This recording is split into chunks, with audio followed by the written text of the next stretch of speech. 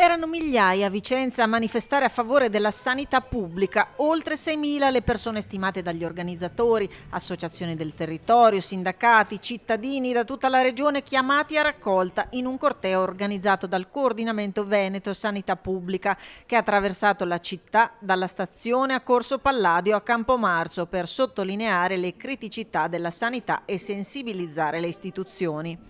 Problematiche rilevate sono tante e riguardano i vari aspetti del Servizio Sanitario Nazionale, da quello territoriale a quello domiciliare a quello ospedaliero. Ci sono stati dei tagli che hanno colpito sia le zone periferiche e quindi più fragili, quelle montane per esempio, sia le città più importanti, compresa Padova, Verona, Vicenza, eccetera.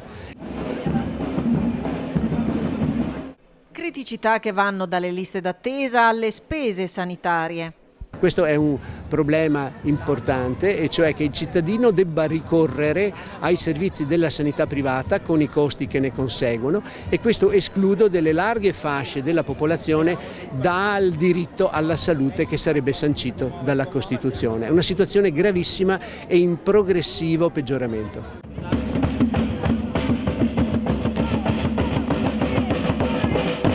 Tra le difficoltà evidenziate nel Vicentino, quella relativa alla carenza dei medici di base.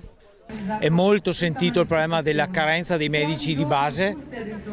Ci sono tanti cittadini che non hanno più un medico ed altri centri che stanno chiudendo un po' in tutta la provincia, quindi questa è una priorità assoluta. Un cambio di passo per le politiche nazionali e regionali in tema di sanità è l'appello e la raccolta firme partiti dal palco vicentino.